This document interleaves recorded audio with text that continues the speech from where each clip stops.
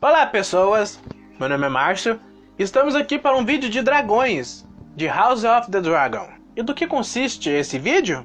Bom, eu pretendo falar de todos os 10 dragões que apareceram nessa primeira temporada.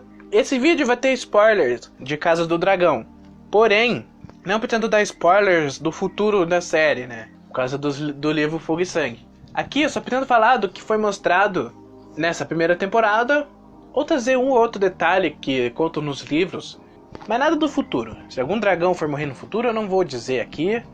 Só o que eu vou dizer é o que acontece nessa primeira temporada, ok? Vamos lá então. E bom, vamos começar com o primeiro dragão que aparece em Casa do Dragão, que é a Syrax, da Rhaenyra. Logo depois que a gente tem aquele rápido prelúdio no primeiro episódio, que eles falam que se passa quase 200 anos antes da Daenerys, já aparece a Syrax voando sobre Porto Real. E a Syrax é linda demais, nossa senhora. É uma dragão fêmea, né? Chega a botar ovos no final dessa primeira temporada. E nossa, acredita-se que a Syrax tenha uma idade próxima da Rhaenyra. As duas, né, teriam meio que crescido juntas, algo bastante comum com os Targaryen. A Syrax tem tons dourados de suas escamas. Ela é um dragão de porte médio, assim, comparados a outros dragões. E eu acho interessante, seguindo a lógica dos dragões Targaryen, né, que eu esqueci de comentar, que eles têm o costume de chamar seus dragões com nomes de deuses da antiga Valíria, e que é o caso da Syrax. A Syrax aparece em bastante episódios até. O episódio 1, que tem essa cena dela voando. No 2, que tem aquela cena lá em Pedra do Dragão, que ela tá lá justo pra dar uma intimidada no Daemon. Aí ela dá uma sumidinha e só volta no episódio 10. E no episódio 10 é naquela cena lá do parto da Rhaenyra, onde eles mostram muito da conexão dos dragões com seus montadores. Porque lá a Rhaenyra tá sofrendo, né, por causa do parto, e eles ficam cortando com cenas da própria Syrax rugindo, mostrando essa conexão entre as duas, que é muito interessante. Eles dão esses indícios, mas não tem uma prova assim, mas basicamente é como se o dragão tivesse uma conexão mental, sabe, com seu montador. Que explicaria muitas coisas que eles fazem, né? Muitas atitudes de alguns dragões, mas eu já vou entrar um pouco mais nisso. Agora vamos pro segundo dragão, e o que mais aparece nessa série, que é o Caraxes, o verme de sangue pertencente a Daemon Targaryen. Ele é o segundo dragão que aparece na série. Assim, eu fiz essa lista na ordem que os dragões vão aparecendo. O dragão do Daemon é de um tamanho grande, com certeza. Ele é muito grande, mesmo que ele não seja um dos maiores. Tem dragões maiores do que esse, o que já é impressionante, porque a gente vê o tamanho desse bicho em várias cenas, porque, né, é o dragão que mais aparece nessa série. E ele já é grande, mas comparado a outros, caramba! O Caraxes tem um tom mais rubro em suas escamas. E a aparência dele, né, é algo mais esguio nos seus membros, no pescoço, nas patas. É mais como se fosse um tipo de lagarto ou uma serpente, sabe? Até a movimentação assim dele dá esse ar. E bom, essa questão dele ser mais compridão e tal tem a ver com outras criaturas que existem no universo do Gelo e Fogo, que são os Worms. Eu acho que é assim que fala, tomara que esteja falando certo. Que não chegaram a aparecer ainda nas séries, e nos livros eles são mais, assim, mencionados, mas que tem esse visual mais, assim, mais esguio, mais serpentino, digamos assim. E olha, eu tive que até anotar aqui o tanto de vezes que o Caraxes aparece nessa primeira temporada, porque é muita. Porque ele aparece no primeiro episódio, lá no finalzinho, quando o Daemon tá indo embora de Porto Real. Aparece no segundo, naquela cena de Pedra do Dragão, que ele tá lá pra intimidar, e depois aparece a Syrax. Ele volta a aparecer no episódio 3, durante a Batalha dos Degraus lá, aquela cena muito, muito foda. Depois, ele aparece rapidinho no comecinho do episódio 4, quando ele tá chegando em Porto Real, que dá um choculejo no navio da Rhaenyra. Depois, ele volta a aparecer no episódio 6, agora lá pra Pentos, lá junto com a Vhagar, mas eu já falo da Vhagar. E daí, finalmente, ele dá uma sumidinha, e ele só volta a aparecer no episódio 10, que é quando o Daemon vai intimidar os membros da Guarda Real que estão lá em Pedra do Dragão. Uma cena muito boa também. Pode ver, ele já aparece em 6 dos 10 episódios aqui. É muito Caraxes. Eu acho que eles trabalharam tanto nesse dragão que eles precisaram, não, vamos usar esse filho da puta até enjoar. E eles fizeram isso, né? Valeu a pena. É um dragão muito bom. Agora vamos para um dragão que a gente viu pouco, mas que tem um potencial muito bom, que é o Seasmoke, ou Fumaresia, né, na tradução para português. Esse é um dos poucos dragões que a tradução para português eu não gosto. Tem outros aqui que eu adoro. Tem uma dragão que não apareceu nessa temporada, nessa série ainda, que é a Asa Prata.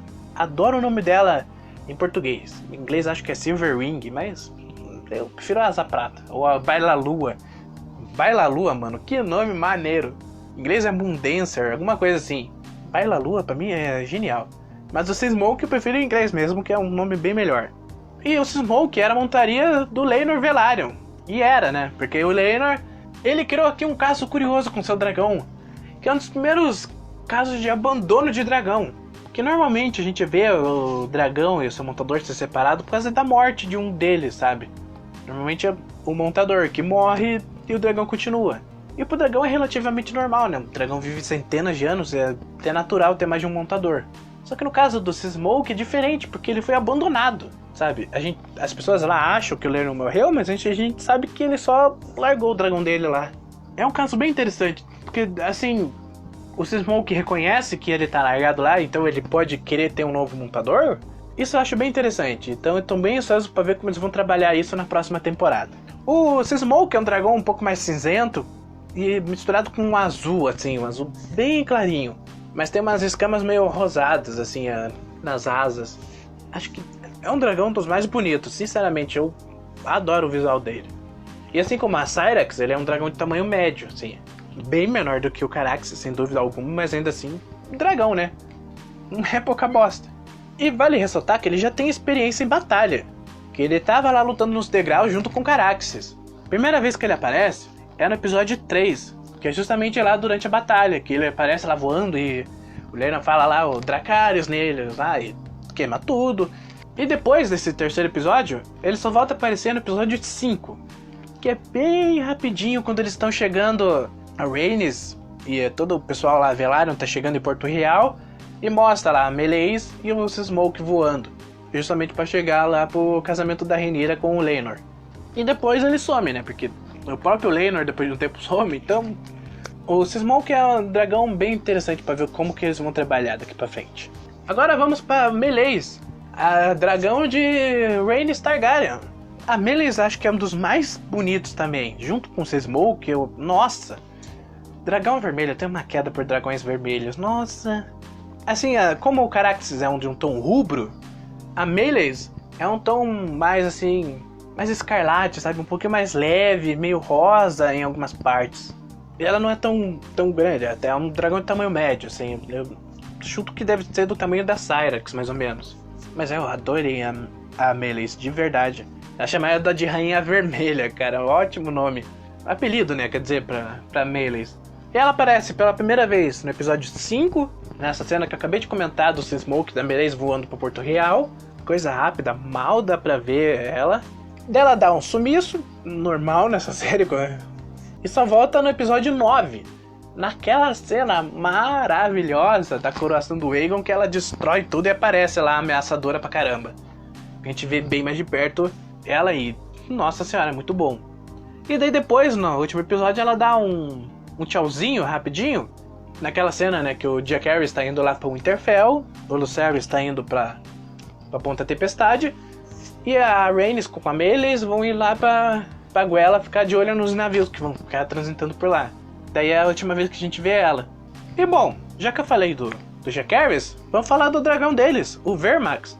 A Vermax a gente não tem muito pra falar sobre ele. É um dos dragões que aparece pouco. Ele aparece em poucos episódios e durante pouquíssimo tempo. Mas é um dragão bonitinho, digamos assim. Ele aparece pela primeira vez lá no episódio 6. Naquela cena no Fosso dos Dragões, que o Jaehaerys está aprendendo a dominar ele. E nessa época ele é pequenininho, né? Ele, se eu não me engano, ele tem quase a mesma idade que o Jaehaerys. Então ainda é um dragão bem jovem. E depois ele só volta a aparecer no episódio 10, nessa cena que eu acabei de comentar da despedida. As escamas dele são de um tom verde oliva, assim. Ele tem também algumas membranas de um tom mais alaranjado. E bom, a gente não teve muito o que ver sobre o Vermax nessa primeira temporada. O tamanho dele parece ser de um dragão de tamanho médio, assim. que é complicado dizer, porque a gente viu ele crescendo, sabe? Na primeira aparição dele lá no episódio 6, ele tá pequenininho, assim como o próprio Jack Harris. Depois que a gente volta a ver ele no episódio 10, que é meio de longe, não tem muito o que dizer, ele já tá um pouco maior, indo pra um tamanho médio, assim, sabe? Mais uns 10 anos, eu diria, ele já ficaria do tamanho de uma Cyrax, de uma Melis. E bom, vamos falar de outro dragão que aparece bem pouquinho nessa primeira temporada, que é a Dreamfire, montaria da Rhalyna Targaryen. Então, Dreamfire é a primeira dragão dos verdes que a gente tá falando aqui, né? Todos que a gente viu agora, até o momento, né, estão com os negros. A Dreamfire aparece rapidinho no episódio 6, que é naquela cena que o Aemond entra lá no fosso dos dragões e aparece um dragão lá que fica putaço com ele e cospe fogo assim pra cima. Aquela é a Dreamfire. E cara, tem muito pouco o que dizer sobre ela. Então eu peguei algumas informações do livro, porque tava difícil. Mas basicamente, ela é um dragão que é dito que as escamas dela são de tom prata com azul. Que eu acho... Nossa, eu acho bem bonito isso. Ela é um dragão de tamanho médio, assim.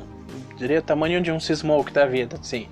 E assim, não tem muito mais o que falar sobre ela. Então eu vou trazer aqui uma teoria interessantíssima de que ela seria a mãe dos ovos que, séculos depois, eclodiriam e surgiriam os dragões da Daenerys, lá de Game of Thrones.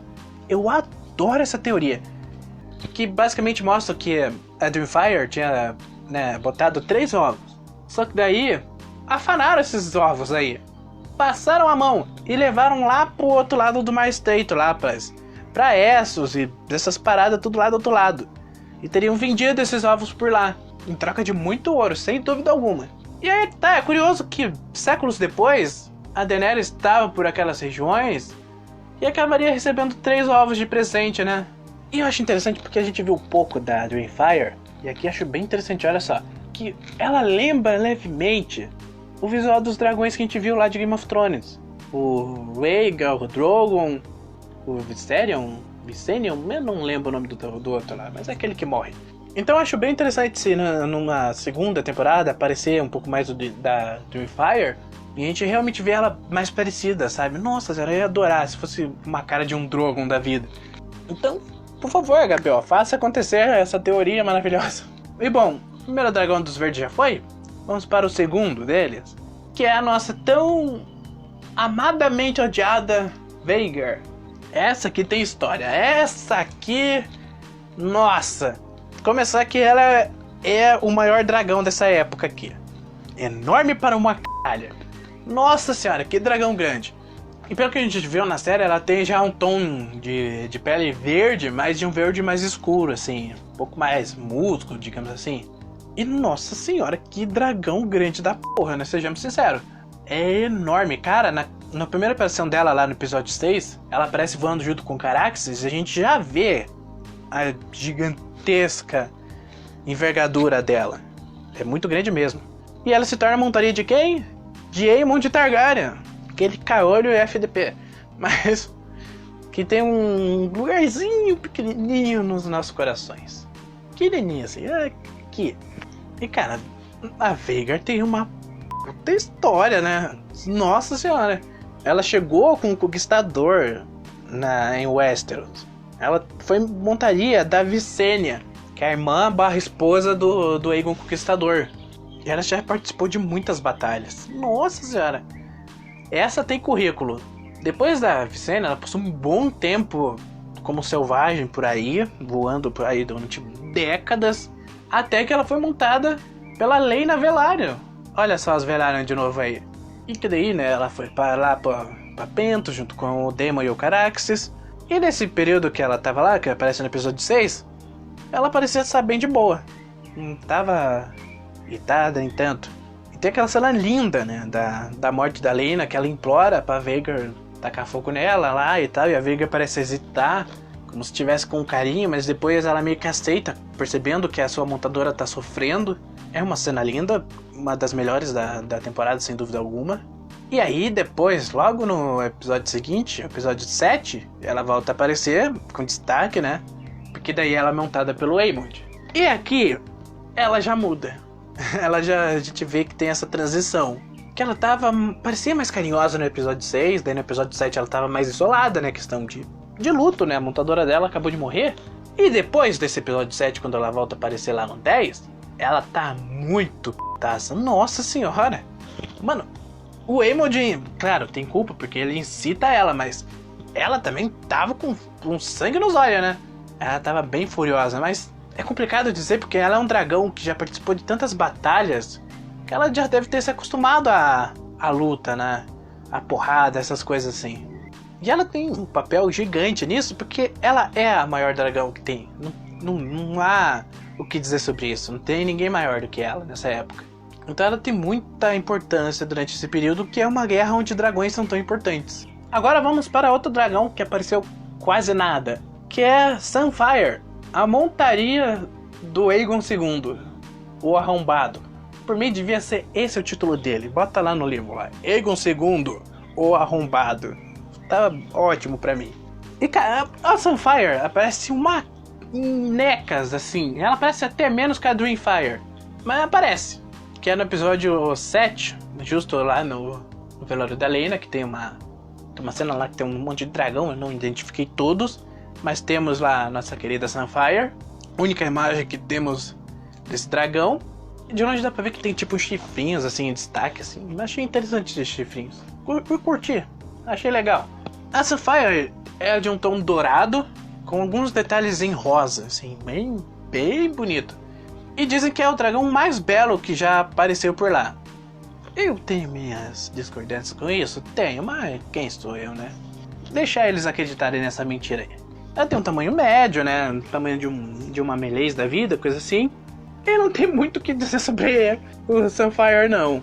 No futuro ele tem mais importância na série. Por causa dos livros a gente sabe disso. Mas por enquanto é só a montaria do Aegon II.